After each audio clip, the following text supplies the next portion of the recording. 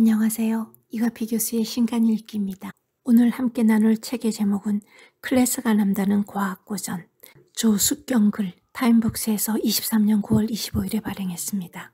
저자는 과학사를 전공했고 한국에너지공대 켄테크 교수이고 세계과학 커뮤니케이션 학회의 아시아 초대 회장으로 일하고 있습니다. 이 책을 선택한 이유는 문과에 속하는 제가 자연과학을 잘 모른다는 항상 그런 생각을 갖고 있죠. 이 책에 나와 있는 12권의 과학 고전을 한번 정리해보고 싶었습니다. 들어가는 글. 1665년 뉴턴은 흑사병으로 캠브리지 대학교가 휴교하는 바람에 고향으로 돌아가야만 했다. 갑자기 너무나도 무료해진 그는 2층 침실에 조그만 창문으로 들어오는 햇빛을 프리즘으로 통과시키기도 하고 사과나무 사이를 거닐기도 했다. 그러다가 왜 사과는 아래로 떨어질까라는 의문을 품었고 이후 대학으로 돌아가 만유인력이라는 개념에 도달하게 되었다. 뉴턴 스스로 기적의 해라고 부르는 1666년에 그는 모든 혁신적인 아이디어를 얻었다고 말한다.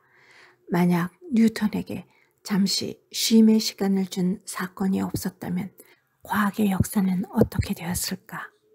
우리는 살아가면서 수많은 사람과 사건을 만나고 경험한다. 그것들과의 크고 작은 인연은 삶의 경로를 전혀 예상하지 못한 방향으로 바꾸고 또 다음을 결정한다. 하이젠베르크에게 보어와의 만남이 뉴턴에게 캠브리지 대학교 휴교가 그러했던 것처럼 필자에게는 지난 40년간 만나온 과학고전 12권이 그러했다.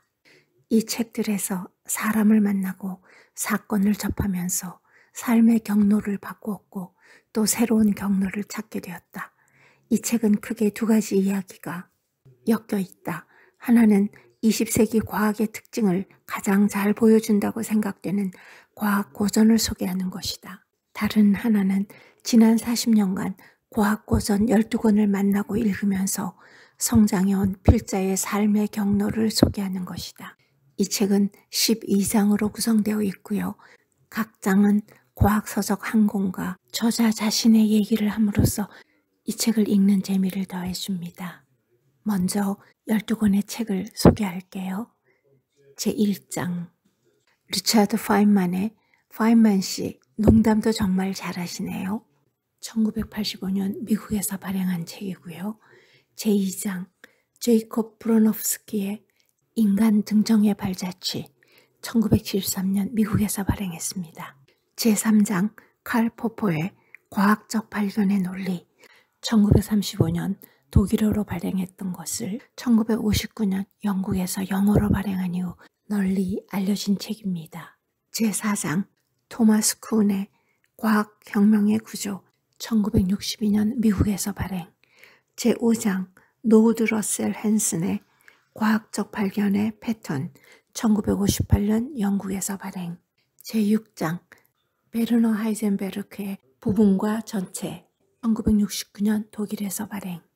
제7장 레이첼 칼슨의 침묵의 봄 1962년 미국에서 발행. 제8장 찰스 스노우의 두 문화 1959년 영국에서 발행. 제9장 제임스 왓슨의 이중나선 1968년 미국에서 발행. 제10장 올더스 헉슬리 멋진 신세계 1932년 영국에서 발행. 제11장 제러미 리프킨의 엔트로피 1980년 미국에서 발행. 제12장 로이 포터 편저 2500년 과학사를 움직인 인물들 1989년 미국에서 발행한 책입니다.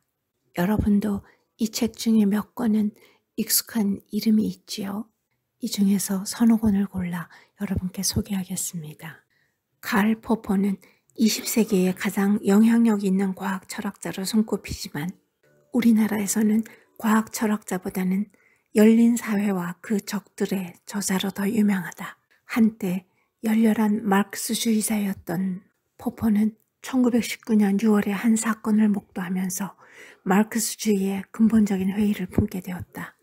그는 역사는 열린 사회와 닫힌 사회의 투쟁 과정이며 닫힌 사회에서 열린 사회로 이행하는 것이야말로 인류가 수행한 가장 위대한 혁명 가운데 하나라고 주장했다. 제3장에 나온 과학적 발견의 논리는 1959년 영어로 재출간되자 전 세계 과학 철학계의 커다란 이목을 받았다. 그 이유는 무엇이 과학이고 무엇이 비과학인지를 구분하는 문제가 중요하게 떠오른 때였기 때문이다. 특히 프로이트 심리학이 과학이냐 아니냐를 두고는 의견이 분분했기 때문에 과학과 비과학을 구별하는 증거를 분명하게 제시하는 일은 과학 철학 분야에서 중요한 이슈가 되었다. 퍼퍼 교수는 과학이 다른 어떤 학문보다 끊임없이 발전할 수 있었던 것은 주장하는 가설과 이론이 모두 옳았기 때문이 아니라 제기되는 주장이 틀릴 수 있다는 가능성, 즉 반증 가능성, falsifiability 덕분이라고 주장했다. 예를 들어 모든 백조는 희다와 같은 명제는 반증할 수 있는데 언젠가 희지 않은 백조가 나타날 가능성이 있기 때문이다. 하지만 모든 인간의 행동은 자기 이익에 바탕을 둔 이기적인 행동이다 라는 주장은 반증할 수 없다. 왜냐하면 다른 이의 이익을 꾀하는 어떤 행동 뒤에도 이기적 동기가 존재한다는 것을 반박할 수 없기 때문이다. 따라서 순종하는 아들과 반항하는 아들을 모두 오이디푸스 콤플렉스로 설명하는 프로이트의 정신분석학은 비과학적이고 결정적 반증을 피하면서 변명을 늘어놓는 마르크스주의도 사이비과학이라고 주장했다. 그러니까 그것이 틀렸다고 반증할 수 있는 명제만이 이론이 될 수 있고 과학의 영역에 속한다는 것이죠. 다음은 제6장에 나온 책을 소개하겠습니다. 부분과 전체는 양자역학을 창안한 공로로 노벨 물리학상을 받은 베르너 하이젠베르크가 1969년에 쓴 학문적 자서전이다. 모두 20장으로 구성되었고 책은 1920년 어느 맑은 봄날에 하이젠베르크가 친구 10여 명과 도보 여행을 떠나는 이야기로 시작된다. 그 여행에서 원자론에 관한 대화를 나누다가 처음으로 물리학을 공부하기로 마음먹는다.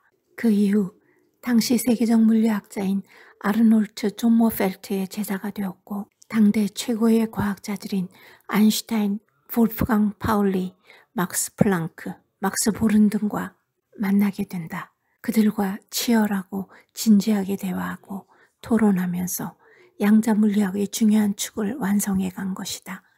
그런 과정에서 단연 최고의 만남은 바로 스승이자 친구처럼 20여 년을 함께 보내게 되는 닐스 보어와의 만남이었다. 1922년 초여름 독일의 도시 괴팅겐에서 하이젠베르크는 보어를 처음 만났다.